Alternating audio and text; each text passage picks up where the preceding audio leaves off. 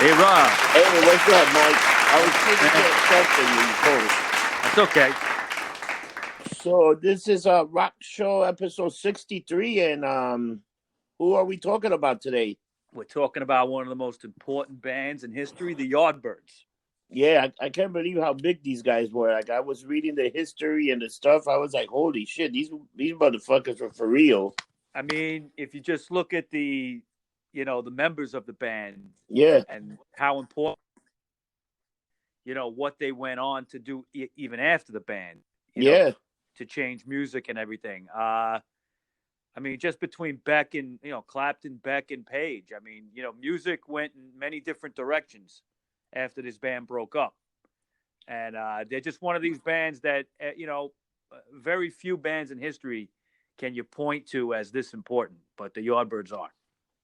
I remember when Clapton left and he went to join John Mayhope, Yeah, the the Blues freaking Breakers. the blues, the British godfather of blues. Yeah, John British, Mayall. Yeah, right. yeah, The Blues Breakers. Yeah. I'd seen that guy live at BB King's. He was fantastic. Yeah, I mean the guy is pretty amazing, and he's another guy that a lot of people played with as well. Yeah, I was shocked that Clapton went and played with him for a bit. Well, not really, because if you think about what Clapton was trying to do with the Yardbirds, Yeah, I think he felt they were going in a different direction, not as bluesy and stuff as he wanted. So, and he was an established musician anyway at that point. I'm going to get into that. When he did join up with them early on, he brought a lot of professionalism to the band. yeah. So, we could talk about that. But here we are again, the another apocalyptic quarantined fucking episode here. Okay, I'm down in Queens and you're upstate. Yeah. Do you like what I did with the picture? I just put the picture Yes. of the work. Yes. I think it's great. What can we do? This is the best thing we could do right now. You know what's funny? That thing loaded up like in 10 seconds. Yeah, because there's no video. It's just all audio. I was laughing. I say, if this was a video, it would have taken like 2 days. I know. Okay, so we'll get into the Yardbirds here. They formed in southwestern London in 1963. You had vocalist Keith Relf and bass player Paul Samuel Smith. They were in a band called the Metropolitan Blues Quartet. Yeah, I was reading that. That was weird. Right. Now, in those days when R&B in England was just starting, you had the Stones, you had these guys. There was all these little bands. Remember the Kinks had quartets? Yes. Okay? It was like, a carryover from kind of like jazz days. Okay. These guys were all jazz heads too. Okay. And, so you had that type of name, Metropolitan Blues Quartet. Now, they had a gig lined up in May of 63 at the Kingston Art School. And at that gig, they ended up connecting with guitarist Top Topham, Chris Drea, and then the drummer, Jim McCarty. Okay. Yeah. And it was this gig that really kind of put the Yardbirds on the map. They weren't called the Yardbirds yet, but they ended up for that gig. They were the backup band for a guy named Cyril Davies. And Davies was known as a blues harmonica player. Yeah. In fact, at his gigs, you would often see Mick Jagger. Okay, because Mick, Mick Jagger plays harmonica, right? Yeah. Okay, he's actually one of the best blues harmonica players around ever. Mick Jagger. A lot of people don't realize that, and he actually got influenced by Cyril Davies. So he was at these early gigs. They would change their name from the Metropolitan Blues Quartet. But didn't Keith also play the harmonica? Oh, Keith Relf did. Yes, absolutely. Yes, he did.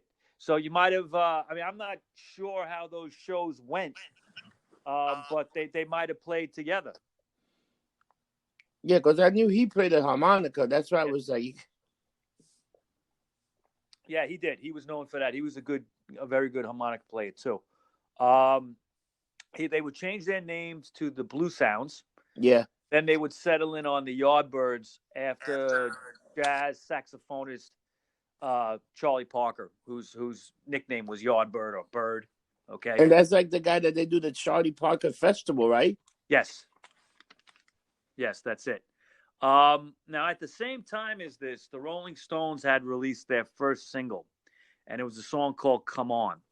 And the Rolling Stones played often at a club called the Crawdaddy Club. Yep. Now, when they released their single, they went on tour, and the Crawdaddy was short a regular band, and the Yardbirds just filled the slot. They moved right in, and their music was similar to the Stones in some ways, but I think they took the blues to a different level. They would do Howlin' Wolf, Muddy Waters, Sonny Boy Williamson songs, Elmore James songs. Um, they were just very exciting, very good. In October of '63, Top Topham would leave the band, and he would be replaced by Eric Clapton. Yeah. And Clapton, like I said before, was already established as a kind of a genius guitar player. He'd been playing since he was like 15 years old, something like that, and very serious. He was known to be constantly practicing. He was meticulous. He would perfectionist. Uh, he had a vision, and his vision was to be this kind of like white blues guitarist. Yeah. Um, one thing too that's kind of a little lost in the years when you think about that time in England is that listening to that music was controversial. Okay. I mean, it was definitely controversial in the States, but here you had, a bunch of white musicians playing black music. It just, it was something that the only way I could describe it, it was almost like punk rock. They were just like, fuck you, we're playing this music. Yeah, but you know what was pretty good? But there was definitely blues. You could tell right off, like the influence, even the way they would play the guitar, it was definitely blues, very blues influence. Right, right. And then later on, I think they adopted like that little bit of rock and roll, but from the beginning, they were pretty much blues. Well, Clapton would have been very, if had he stayed in the band, it probably would have been a lot different. Probably would have been a little less experimental. Beck was pretty experimental. Page was very experimental. Yes. Had Clapton stayed in there, they probably would have been more just blues based, and that's it. But yeah, probably. For the time that he was in there, though, he was important. He gave the Yardbirds kind of this aura of professionalism because he was so well liked. Okay. Yeah. And at the same time as that, they met up with a guy named Giorgio Gomelski. Okay. Yeah, that guy turned out to be their manager, right? Yeah, he managed them. He was also involved in some of the production. He was a half Italian, half Russian guy. Yeah. He had this thick accent, and he basically ran shit at the Crawdaddy Club. But he was kind of like this Svengali kind of character. He would guide bands. He guided the Stones at some point. I don't know if he was ever officially their manager. I don't think so. But he did, push them in certain directions that would be successful. Sonny Boy Williamson was someone that the Yardbirds loved. I mean, they did his music. He was actually going to be playing in the UK, and Gomelski got in touch with him and arranged that the Yardbirds would be his backing band. Yeah, that was Sonny Boy Wilson and Yardboy and the Yardbirds. And the Yardbirds, right. Now, in December of '63 and early '64, they backed this guy. He was a blues legend. And some of these live shows were recorded, and a few years later will be released as Sonny Boy Williamson and the Yardbirds. At that point, after that tour, EMI's Columbia label, that would be around February of '64, would sign the band, and they would record more live tracks at a March 20th show in Marquee, at the Marquee Club. Yeah, big club. That would become, the 5 live Yardbirds live album that will be released at the end of the year. This record is pretty much Clapton's record of being in the band. Okay. These live tracks that they did, it's all covers. Too Much Monkey Business by Chuck Berry. I Got Love If You Want It by Slim Harpo. Smokestack Lightning by Howlin' Wolf, I'm a Man, the Bo Diddley version of it. Yeah. That, they did that type of stuff on this album. And this is what they were known for. They released 2 singles at the time. I Wish You Were and Good Morning Schoolgirl. Exactly. And the 3rd single would be a problem, right? Yep. What was that? For Your Love, right? Yep. Okay. Now, everybody, I love that song. But the problem is that For Your Love was the first hit. yeah. Those two earlier singles, even though they were bluesy, yeah, they didn't go anywhere. They bombed. And these 2 tracks were what Clapton wanted. The 3rd track called For Your Love, which ended up being the big hit. Yeah. He didn't want that. He felt it was just pop crap, and it wasn't in line with his vision he had for the band. He walked out. And he walked out the day the song was released, and it would actually be a number 1 hit. Okay. But, look, the guy had a vision, and he felt that the band wasn't doing it. So he left. I'm sure there were other things involved there. We'll never know. Oh, yeah. But he would join the John Mayall and the Blues Breakers. And on his way out, he would recommend session guitarist Jimmy Page to join the band. Yeah. But Jimmy wasn't interested. He was making a lot of money doing session work at the time. There was a label called Immediate Records. They put out a lot of singles around that time in the early to mid 60s. And Page and even John Paul Jones, bass player from Zeppelin, they would play on these things as session musicians. And you wouldn't even know it's him. It's him. And he was well respected in that category as well. Page, knowing that he wasn't going to join the band, recommended his buddy Jeff Beck. Okay, and Beck came down, met up with the Yardbirds, and he fit in perfectly. All right, so when he joined the band, For Your Love was on its way up the charts. Yeah, and it would go to number 1 in the UK, and it would make number 6 here in America. Now, I love that song. I always did. That is a great song. Is it as good as some of their other stuff? No, but I don't really view it as like a pop song sellout kind of thing. But, it was what put them on the map, and they needed to get on the map. They were a British band among a sea of other British bands. They had to stand out a little bit. And Beck joining the band, he brought a lot right from the beginning, because he was an innovator in fuzz tone sounds, fuzz tone, right? Like a reverb echo sound on the guitar. He knew how to use feedback and distortion, right? To make this kind of like original guitar sound that nobody sounded like before. Okay.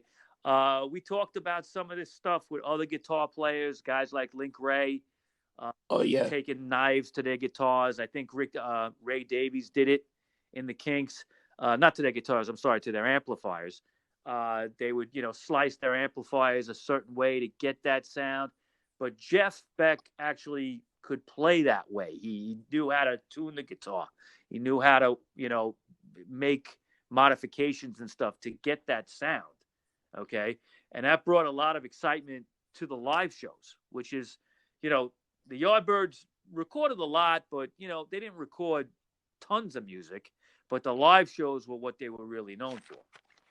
Yeah, because they were great. They were a great live band, Yeah, definitely. So let me tell you another thing, Mike. These guys pretty much, they had a pretty good record label. So the record labels that we were big labels. With big label, yeah, they were with the Columbia, right? EMI, Columbia. EMI, and then EMI, Capitol, Columbia, and Epic. Yeah, I mean they were on major labels. They were well respected. I think right out of the gate, they were a band that probably should have been bigger. I think, but through various probably mistakes and some infighting and stuff, they weren't huge in America. I mean, you know what? I got to take that back. They were huge at one point. Dude, they had some good hits because they even traveled America a few times. Yeah. What I mean is that in that short time they were huge, but they, too bad they didn't last longer. You know what I mean? To be bigger. But when Beck would join up, all right, this is when they would start making some of these groundbreaking recordings.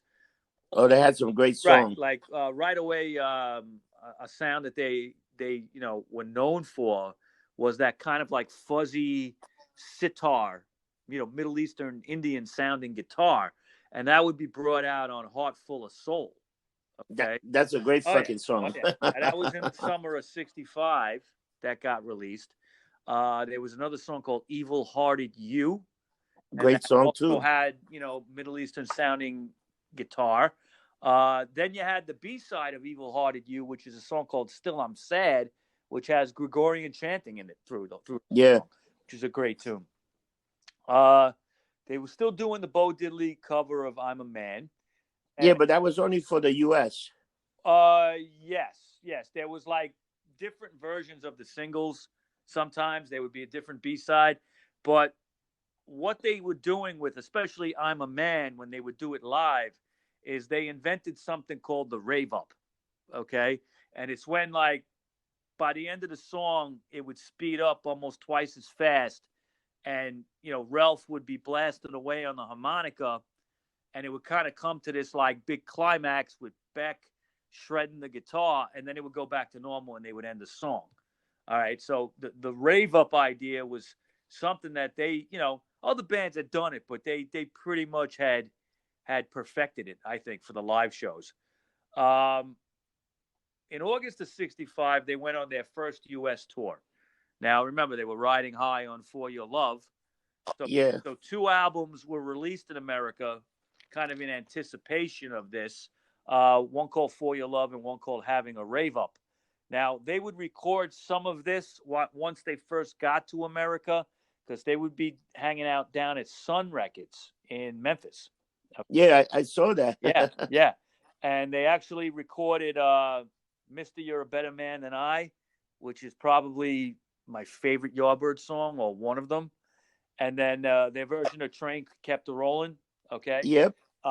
It's funny because Sam Phillips, who owns Sun Records, was producing the sessions, and he was saying how he loved the band. He thought Beck was an amazing guitar player. He liked the rest of the band, the drumming and everything. But But I think he shitted on the yeah, singer. he did. He shit on Ralph because Ralph was drunk the whole time, and they had to do the vocals over a couple of times. But Ralph was known for getting lumped up a little bit. There's nothing wrong with that. No, nothing wrong with that, man. They would do a total of 3 U.S. tours while Beck was in the band. They also did a European tour in April of '66. But in February of '66, they released their first original song as a single, a song called "Shapes of Things." That's a very good song. Fantastic song. Now, it's Yep. considered the first British psychedelic rock song. Yep. Okay. And a lot of people used to say it was "Rain" by the Beatles, which is the B side of "Paperback Writer," but that Yep. would not be released for another 3 months. That Yep. song, "Shapes of Things," got to number 3 in the UK and number 11 in the US. The B side of "Shapes of Things" was "Mister You're a Better Man Than I," and they released in May another single called "Over, Under, Sideways, Down." That's another good Now, song that's too. another track where they were using kind of like a sitar sounding guitar, okay, and they had that Middle Eastern sound to it. Um, in April of '66, they were working on a new album just called Yardbirds, but a lot of people refer to this album as Roger the Engineer. Why do they call that Roger the Engineer If you album? look, Why? if you look at the album cover, the original album cover, it was actually the British version of the album had a cartoon picture of a guy named Roger Cameron, who was their recording engineer, and Chris Dreja would he was he could draw, and he would draw shit, and he drew this cartoon picture of Roger. So what you have is, it says the Yardbirds on the cover, but kind of like above it, it's scrawled underneath the picture of the guy. It says Roger the Engineer. So everybody just called the album Roger the Engineer. Wow. Yeah. So really, it's called Yardbirds. Okay. Now, they had gotten rid of Gomelski, right? And got Sam Napier Bell as their new manager. Now, Paul Samuel Smith, the bass player of the Yardbirds, would go on to producing this album. Okay. And Ralph and McCarty wrote the majority of the album. There were no covers on it, and they recorded it in 1 week. Wow. Yeah, fantastic. I mean, it's a great album. I think it's always voted as one of those albums like you got to hear before you die. Yeah. That type of thing. Mike, you want to hear what I might do with this? I might just put a bunch of record album cover for the video. Okay. Yeah, just put the singles or something, or that would be put cool. Like a bunch of covers together instead of put like 1 or 2 pictures of us and then put a bunch of cover of the Yardbirds. Okay, sounds good. The tracks on this album, the Roger the Engineer album, is Over Under Sideways Down. You got a song called Turn Into Earth, a song called Ever Since the World Began. There was a track called Jeff's Boogie. To me, this is like the definitive Yardbirds studio album, and it was released in June of '66. Now, Paul Samuel Smith shortly after would quit the band. Okay, there was a gig in Oxford, England, that he would play, and after that, he would leave the band and just get into focusing on producing. Yeah. Jimmy Page happened to be at that gig at Oxford. Okay, and he volunteered his services to the band after Paul Samuel Smith quit after the show. So he volunteered to play bass. And Chris Drea would play guitar, okay, and would basically he would work at learning the bass. He would eventually switch over to that. Now, the band toured for a while with Page on bass and Beck and Drea on guitars. All right. Now, they played a show in Paris like that, the UK, and then they did a tour of the US West Coast like that. What was happening was Beck was involved with this actress named Mary Hughes. Now, it's not, I'm not quite sure exactly what happened, but I think this chick did a number on him. Okay. He was involved with her for a few years. He ended up having a nervous breakdown over this chick. Okay. And wow. they did a gig in San Francisco at the Carousel Ballroom, and that was August 25th, 1966. Beck couldn't perform. Okay. He was so fucked up. I'm sure there was drinking, drugs involved, or whatever. But he was with that girl, Mary Hughes, and he was trying to recover. Yeah. So what they did was Drea for that gig actually moved over to bass for the first time. Okay. And then you had Page just playing guitar. So they had one guitar player. All right. Now, after that tour, the band reunited in London, and then you would have Drea on bass, Beck and Page on kind of like a dual lead guitar lineup. They would trade off leads back and forth. All right. Actually, a few years later, you would kind of see the Stones do a similar thing. Okay. They Mick Taylor would join in '69, and Richards would be on guitar. And through the years with Mick Taylor, it was never really like Richards was rhythm and Taylor was lead. Is they traded. Think about them, dude. They had look at the lineup of guitars they had. Yeah. Now this unfortunately this lineup would not last that long. Okay, they would record the single "Happening 10 Years Time Ago." Yep. And then there's a B-side of that called Psycho Daisies. And they recorded those two songs between July and September of '66. Beck is actually singing on vocals on Psycho Daisies. All right. And they also had that guy, John Paul Jones, on bass also at one John point. Paul Jones plays bass on Happening 10 Years Time Ago. Yep. All right. I think Drea played bass, but I think when it came to the recording, I don't think he was comfortable. I think that's why they brought in John Paul Jones, who was a friend of Page's. Psycho Daisies is a great track. You know Jack White from the White Stripes? Yeah, Okay, he was in a band called the Henchmen yeah. briefly, and they did a good cover of that. I think they released it as a single. Um, the You want to beat, hear an interesting fact? yeah, You know what that album the Roger the Engineer yeah. in Rolling Stone 500 greatest album of all time. What do you think that album falls on? I think it was in the 300s, right? Yes. Guess which one? I want to say about 340, 350. Yep, you got it. Yep, 350. 350. Yeah, I remember reading that. And like I said, it's one of these albums you got to hear before you die. Yep. It's a great fucking album. Now, in the U.S., when they released the single for Happenings, they put a song called "The Nas Are Blue," okay, on it instead of "Psycho Daisies." So for many years, no American fans knew about Psycho Daisies. It came out like years and years after they broke up.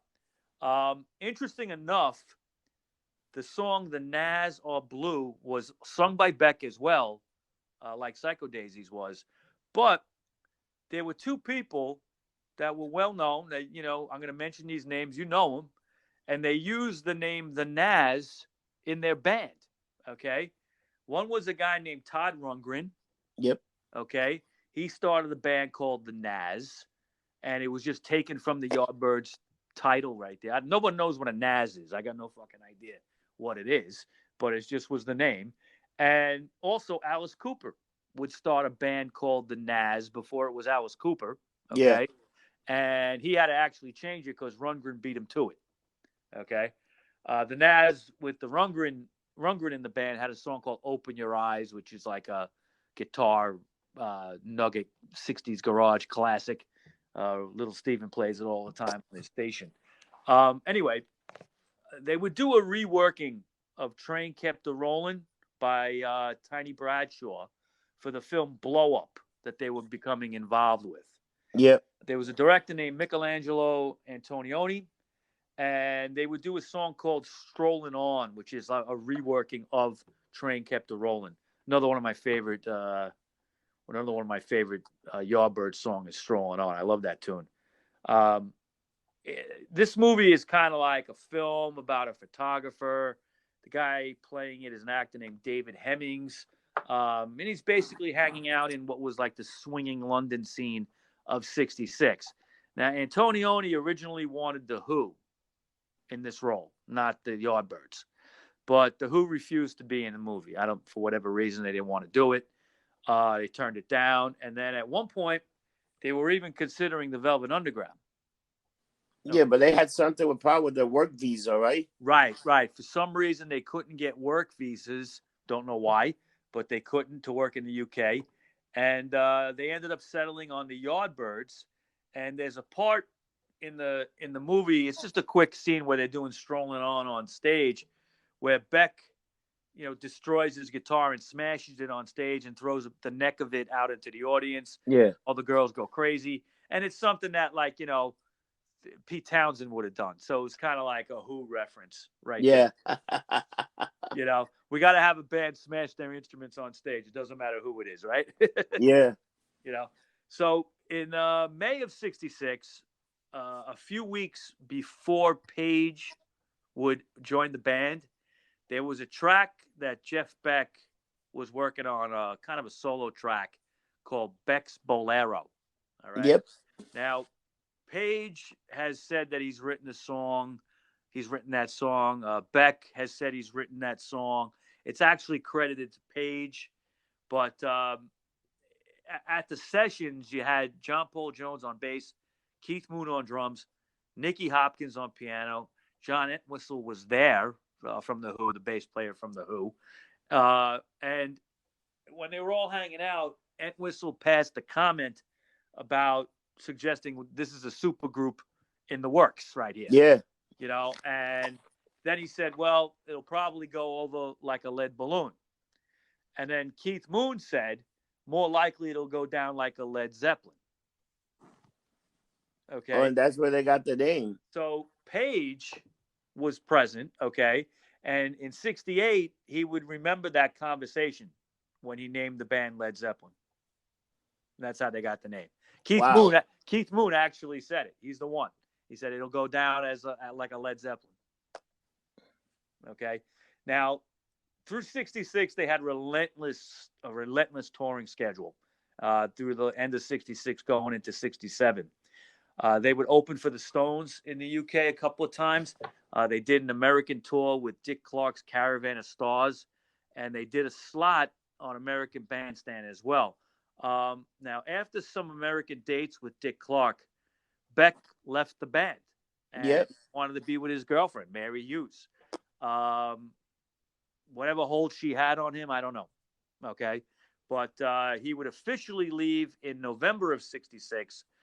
And between a combination of that and Keith Relf's drunkenness, they kind of limped back to the UK. And they had some more shows lined up. Yeah, with the Dick Clark thing, the American Stand stuff. American Bandstand, they did play on American Bandstand. But they were on tour with Dick Clark also. Yeah, Dick Clark's Caravan of Stars. And it became, that's what it was. Remember we talked about that with like the Shangri-Las and the Ron. Oh, yeah. It was all part of that. Okay, he would do that. He did a couple of those Caravan of Stars, like between '64, '66, like that. So Jeff Beck left and they became a 4-piece band, right? Yes. Okay. Beck would start a solo career of his own. He started the Jeff Beck Group. Yep. Okay. And then he went on to a pretty amazing career. Page would be left as the only guitar player. All right. Now, this period in early '67 now is kind of like their final period as a band. Page would begin experimenting excessively with different techniques playing guitar. He would bring in a lot of like wah-wah pedal. Okay. He would start playing his guitar with a bow. Okay. Stuff that he would be famous for in a short time once Zeppelin got started. Nobody was doing anything like that. Nobody was playing a guitar with a bow. Nah, that was like very fucking that was new. Yeah, that was new. Okay. He would also do what's called open tuning on the guitar. And it's something that people would experiment with, where you would openly tune the guitar as opposed to tuning it. I don't know how to explain it without getting into like a big musical, explanation of it, because I don't totally understand it myself, to be honest with you. But it's kind of like they openly tune to like one note. All right. And when you do that, you can make the guitar sound like a sitar. All right. And that's what they had a lot of success with, that sound.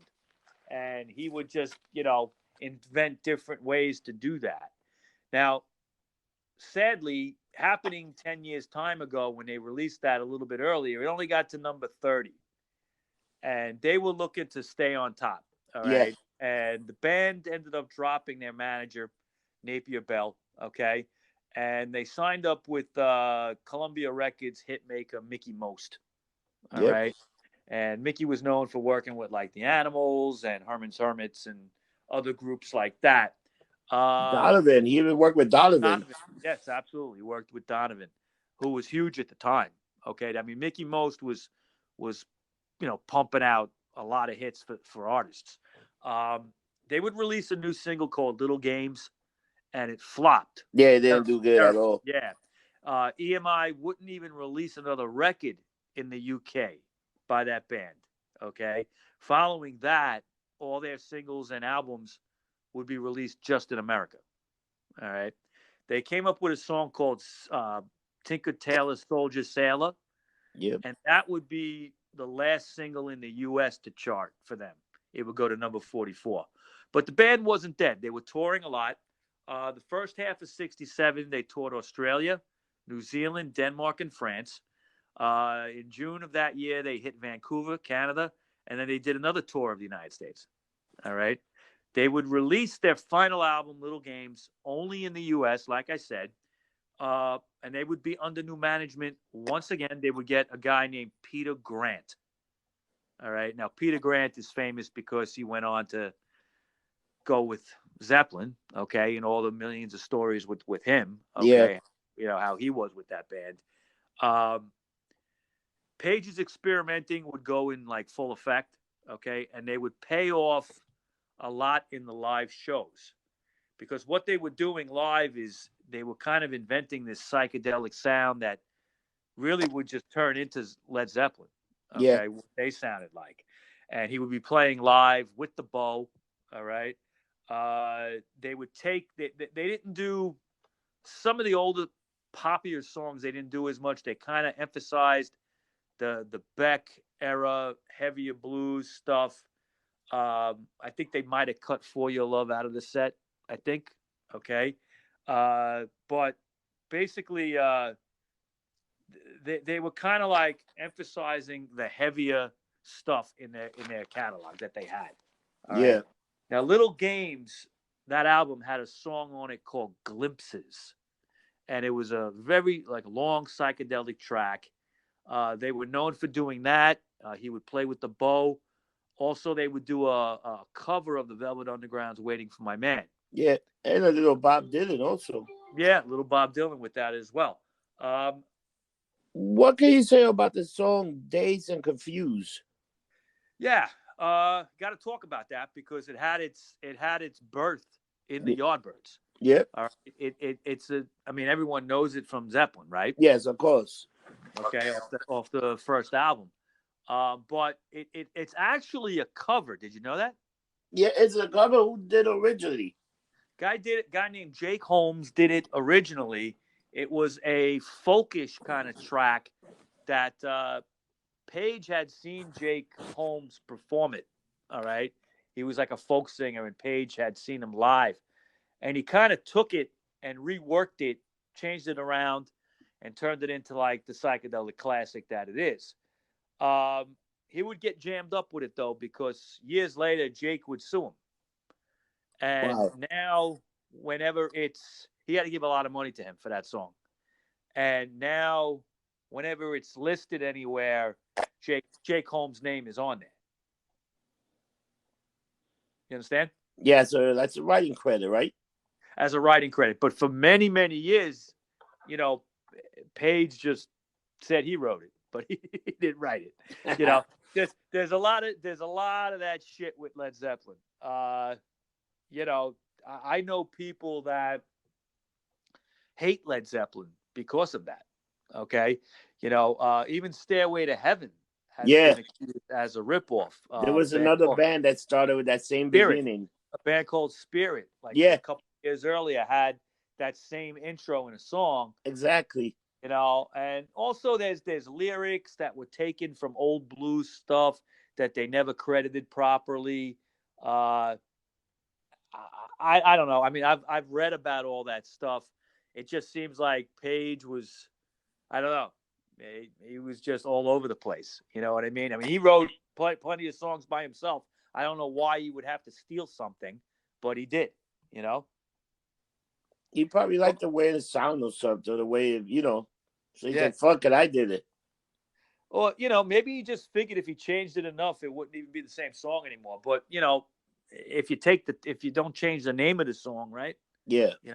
So, but they would, they would be doing this song "Dazed and Confused" live, the Yardbirds, okay, and it was different than it became with Zeppelin, but it had elements of it, okay. You would recognize it if you heard it. But by '68 now, the band members were going in very different directions. Ralph and Keith Ralph, the singer, and Jim McCarty, the drummer, were leaning towards like folk music almost. Okay. And Page wasn't interested in that. He was interested in doing this kind of heavy blues psychedelic stuff. Okay. That would eventually become Zeppelin. And Chris Dreja was interested in photography now. He was losing interest in music altogether. Now, their very last single with Mickey Most producing would be a song called Good Night, Sweet Josephine. Yep. And the back was a song called Think About It. Now, Think About It, when you listen to it, it has a snippet of Dazed and Confused in it. Okay. So it's kind of like that little bit was thrown in there. But the single bombed, didn't chart. They would go to New York City in March and April of '68. Okay. And they would record some live tracks here in the city. They would also do some studio tracks, and there was a song that they worked on called "Know That I'm Losing You," and that song would later become on Led Zeppelin 3. It would be Tangerine. Tangerine, yep. A great fucking song. Now, unfortunately, that era stuff that they were doing for that month there between March and April, the live stuff and the studio stuff, would never get released. They would be shelved. Okay. But years later, when Zeppelin was riding high, Epic Records tried to put the live stuff out. Okay. And they wanted to capitalize on Page, and they called it Live Yardbirds featuring Jimmy Page, live in New York. Well, he squashed it. Oh, that got sued right away. He put a lawsuit out there, and they stopped it. Now, that album for decades was a bootleg. Okay, I'd heard it many years ago. Okay, it's a great album. All right, but it was bootlegged 100 times over, and Page eventually would actually take it and remaster it. Only a few years ago, it got released officially. You could get it on, I think it's a double vinyl. I'm trying to remember if it's on Rhino. It might be on that label or something else. I forget. But Page actually, he took out some of the banter, like, that the speaking that Keith Relf was doing in between the songs. Otherwise, he kept all the music intact. And I've heard it. It's actually pretty cool. I've heard it online. Between May 31st and June 5th of 68, they basically played some shows out on the West Coast, a place called the Shrine Auditorium in Los Angeles. And then they played in Alabama, the Montgomery International Speedway. These would be their last shows in America, okay? And Relf and McCarty would announce that they're leaving the band. That was on June 12th. But one last gig in England was planned, and that was in a place called Luton, Bedfordshire. And on July 7th, 1968, they would do that gig.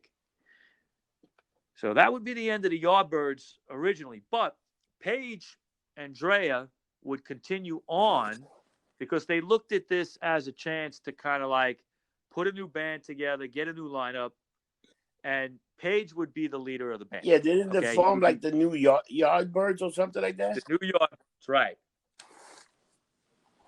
You had the New Yardbirds would morph into Zeppelin, all right? Yeah. Now, Peter Grant would continue to manage the band. They needed a singer. So there was a young singer that was starting out named Terry Reid. He was asked to sing, but he turned it down because he just signed a contract with Mickey Most. Okay, so he wasn't interested in joining a band. He was a solo artist. Okay, he's actually pretty good, Terry Reid. I like some of his stuff. Yep. But Terry Reid said, well, I can't do it, but I know a guy. He's kind of unknown, but his name is Robert Plant. Okay. And they would get Robert Plant. Jimmy and Robert would meet and hit it off.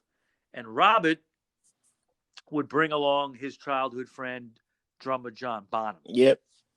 Okay. Now, as at that point that Drea had second thoughts, and he would quit. He would quit playing bass. He would quit music altogether and become interested in photography. And that's where they brought John Paul Jones. Right. They remembered their friend John Paul Jones, yeah. who was known for a lot of session work and everything. And they brought him on, and they were called the New Yardbirds. Yep. They did 3 shows like that. Okay.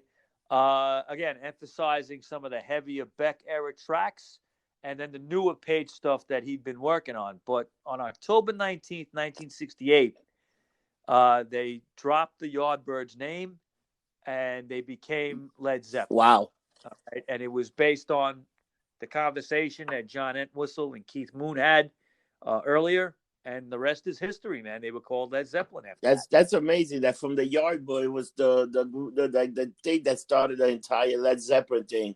It really, like, the fact that Clapton was in that band, the fact that Beck was in that band, and then to have that connection with Zeppelin, it's like everything goes back to the Yardbirds. Yeah. Okay. So many, I mean, you think about all that and what musical influences came out of those people. Okay. Like look at Zeppelin. All right. Heavy metal comes from Led Zeppelin. Yeah. Okay. And a few other bands. But, even songs like Communication Breakdown, Yep. Led Zeppelin, that's almost a proto punk song. Okay. It's just a 3 chord fucking thing. All right. And, so, the yard, and also guys that started punk bands, everybody from, the Sex Pistols to the Ramones to, uh, the Dictators like Manitoba. Okay. They were all big Yardbirds fans. Okay. Everybody loved them. My friend Rick Rivets, okay, who started the New York Dolls and the Brats and the Corpse Grinders, he actually saw the Yardbirds with Jimmy Page, okay, that era, okay, not Beck, but Page, a place called the Acton House on Long Island, okay. Wow. This was in 67 or so, probably early 68. He said there was hardly anybody at the show, and he was hanging out with Jimmy Page at the bar the whole time talking to him. Okay. So he always remembered that. So, so many people were influenced by these guys. Clapton influenced so many guitar players. It's just, you can't even count. Okay. But Ralph and Jim McCarty would go on. Okay. Yeah. They left the Yardbirds. They started 2 bands. One was called Together and one And the was Reds called are on. Renaissance. And they would record albums with those. Ralph would produce for a few years, some different bands, but then he resurfaced again in 75 with a band called Armageddon. And Yep. it's kind of like a hybrid metal folk thing that was actually pretty well received. They did record one album, but sadly, May 14th, 1976, Keith Relf would be killed in an accidental electrocution in his home studio. Okay. How crazy is that? And the sad thing is that his son actually found him in the basement. He was lying on the floor with headphones on, and it looked like he was sleeping. Yeah. And he was known to do that sometimes with headphones on down in his studio. So I think his son thought he was sleeping, and then realized he wasn't. Over the years, the Yardbirds would get, because everything goes back to them. The huge popularity of Zeppelin, Clapton, Jeff Beck Group, all that stuff pointed back to the Yardbirds. So they always had a lot of interest, a lot of critical acclaim. They would get into the Rock and Roll Hall of Fame, I think, in '92, right? Yep. Okay. In '92, they went to the Rock and Roll Hall of Fame, and a lot of the members show up, from Eric Clapton to Yes. Page. Yeah, a lot of those guys showed up for that ceremony. Right. And over the years after that, they would reunite a few times. Obviously no Ralph, but you would have Drea playing, McCarty playing. I think a couple of times Beck, showed up for a show here or there. They've been keeping it alive going into the 2000s. But for me, you got to have Ralph in there. He was a good front man. Yeah. So his sister started singing with McCartney for a little bit. Yeah, after Ralph died, the band Armageddon, I think she might have been involved with, or it might have been a different band. But the original Renaissance, including McCartney and Keith's sister Jane Ralph. Right. That's correct. So that's the story, my friend. Pretty interesting, man. A lot of great information you had there, man. But from this band, we got so many different offsprings, and all those guys are good. Yeah, I mean, it really was like top notch. Probably one of the only bands in history that I could think of that contributed so much, to different genres. Okay, I mean, Jeff Beck was a different kind of guitar player than Jimmy Page. Oh yeah, that's too different. If you listen to Beck's solo work, it's nothing like what Page was doing. No. At all. Okay, and then Clapton was his own thing. Okay, He would experiment in some different styles. He would even do reggae. All right, like I Shot the Sheriff and all that stuff. But dude, just think about you going to a show, you're seeing fucking Jeff Beck and and And pick, freaking Page playing yeah, like that's like amazing, man. Just thinking about it. yeah. I mean, but then they weren't big. They were just regular guys. Okay, in just one band that was making a difference. But it's just what they went on to. And the roots of their music all intersect in the Yardbirds.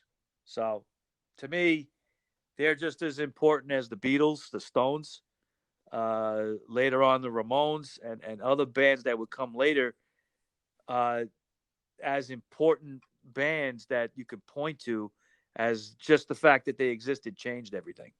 I know I we got a lot. We still got a lot of bands to cover because I think we got to do a Gigi Allen show. We got to do a Led Zeppelin show. Yeah, It's a lot of shit to cover still. yeah. That I know we got to do a Gigi Allen show. Now I had heard that Merle's band, okay, the Murder Junkies, which was Gigi's backing band. I heard something that everything is up in the air. The gigs were canceled because of the coronavirus. I think, Yeah, and that was supposed to happen in June, but we've got some good stuff set up for May, right? yeah. For May, we got a lot. We got a great lineup for May. Yeah. We're gonna do a show on T-Rex. I'm looking forward to that. We're gonna do a show on Paul Revere and the Raiders. Oh, that's gonna be great. Yeah, that should be good. We're gonna do a show on the mayor of the Sunset Strip. That would be Mr. Rodney Bingenheimer, the DJ, famous DJ from LA. Yep. That's gonna be a good show. He is a guy that has had his hand in everything, going back to the early '60s.